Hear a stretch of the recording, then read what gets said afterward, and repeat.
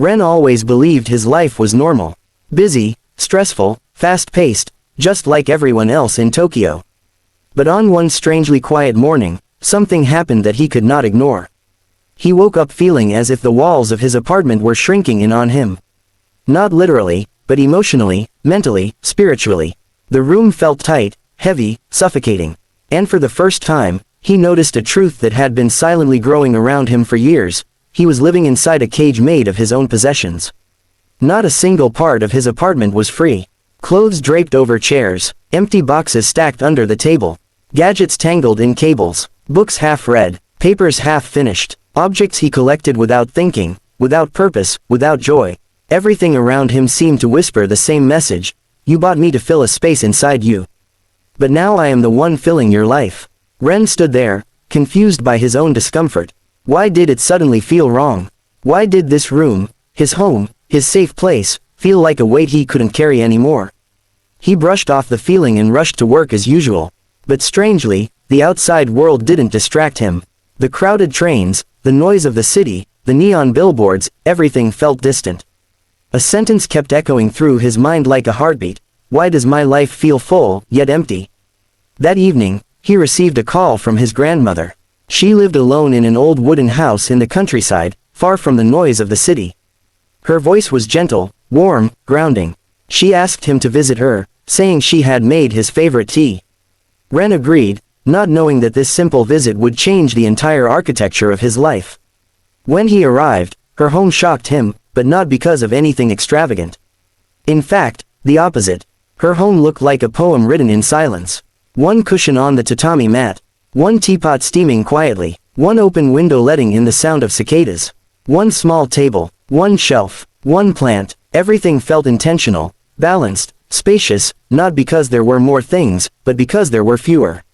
It wasn't emptiness. It was peace shaped into a room. Ren stared at his grandmother's home and finally asked, "Why is your house so empty?" His grandmother smiled in the soft way only wise people do and answered, "My house is not empty. My mind is." Ren didn't understand at first. But when she poured him tea, he noticed something subtle. She poured it slowly, carefully, without rushing. The steam rose like a gentle reminder that life doesn't need to be fast to be full. She handed him the cup and said something that felt like a quiet earthquake. People think they own things, but in truth, their things often own them. Ren froze. The words hit something deep inside him, something he didn't even know was there. His grandmother continued softly, "Every object you keep takes a little piece of your attention, a little piece of your energy, a little piece of your time. And one day, you realize you gave away your whole life in small pieces." She pointed to her simple surroundings. "This is why I keep only what I need, and what brings me peace." Ren felt the weight of her words. He imagined his own apartment, stuffed with things that had no meaning, no purpose, no place. He felt embarrassed, but more than that, he felt awakened. That night, he lay on a futon in her quiet home, listening to the natural sounds outside. There were no buzzing electronics, no glowing screens, no overflowing shelves. Just serenity. His mind felt clearer than it had in years. But the moment that would change everything happened when he stepped outside for fresh air. In the moonlight, he saw his grandmother sitting alone on the porch, looking at the stars with nothing beside her, no phone, no clutter, no distractions. She looked complete, whole, content. He sat next to her and asked, "How did you make your life so simple?" She answered without looking away from the sky, "I removed everything that kept me from seeing what matters." Ren felt a chill, because deep inside, he knew he had been avoiding something, himself. His clutter made noise so he never had to listen to the silence of his own thoughts. His things filled space so he never had to face the emptiness he carried. His busyness gave him excuses to avoid the question that terrified him, am I living, or am I just surviving? The next morning, as the sun rose over the countryside, Ren thanked his grandmother and left. But something inside him had shifted permanently. On the train ride back, he thought of her home, its stillness, its clarity, its meaning. He imagined living with that kind of freedom. When he returned to his apartment, he opened the door slowly. For the first time ever, he didn't see a home. He saw a prison built from unopened boxes, forgotten hobby items, old memories, and the pressure of expectations. Not a single part of this room gave him peace. And with a deep, steady breath, Ren whispered to himself. This is not where I live. This is where my freedom went to die. That moment, silent, powerful, honest, became the beginning of a transformation he never expected. A journey into Japanese minimalist philosophy that would not only simplify his room but completely rebuild his life. Ren stood in the center of his apartment as if it were the first time he had ever truly seen it. The room felt louder now, almost as if every object was trying to speak to him at once. But the strangest part wasn't the mess, it was how silent he had been about it for years. This silence broke with a single thought that hit him like a sudden shock: if my grandmother lived here, she wouldn't be able to breathe. That realization became the hook that pulled him into action. He dropped his bag, took a slow breath, and whispered something he never imagined saying. I can't live like this anymore. Those words didn't just come from frustration. They came from awakening, from the sudden understanding that his clutter wasn't harmless. It was stealing time, stealing energy, stealing clarity, stealing his life one object at a time. He walked toward a pile of unused electronics. These weren't gadgets, they were reminders of impulses, purchases made in moments of boredom or loneliness. Each item felt like a tiny confession of a moment when he tried to fill emptiness with something he could hold. He picked up an old camera lens he never used. Dust coated the glass like a layer of forgotten dreams. He held it for a moment, and instead of thinking, maybe I'll use it someday, he asked the question his grandmother had planted in his mind. Do you serve my life, or do you steal it? The room fell silent as if waiting for his decision.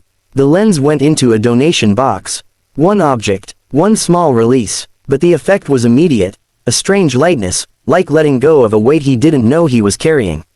He picked up another object, a jacket he bought 2 winters ago because it was on sale, not because he needed it. He had worn it twice, and each time it felt like someone else's clothing. Into the box it went. And then, something unexpected happened. His heartbeat steadied. His shoulders loosened. His breath deepened. This wasn't cleaning. This was healing. He continued asking every object the same question. The room became a quiet courtroom, each item standing on trial. A stack of receipts. Steele's life. An unopened candle set he bought because it looked aesthetic. Steele's life. 4 old notebooks filled with abandoned goals. Steele life. But whisper a truth he had been avoiding. He had become someone who started many things but finished none. He paused. That hurt. But Japanese philosophy teaches that pain is not a sign of breaking, it is a sign of truth arriving.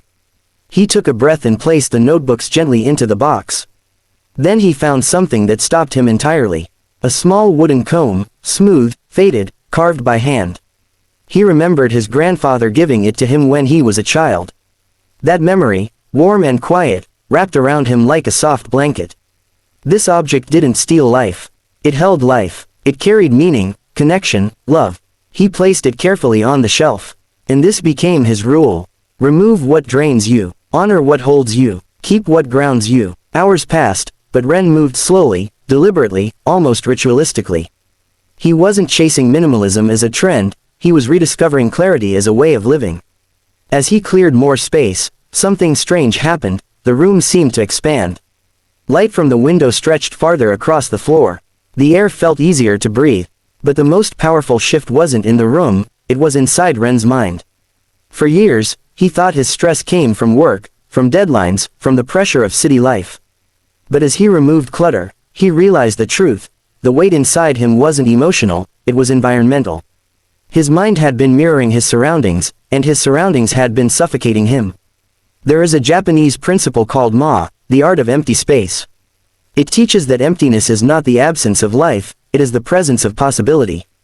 As Ren created empty spaces, he started feeling something he hadn't felt in a long time: room to breathe, room to think, room to exist without noise.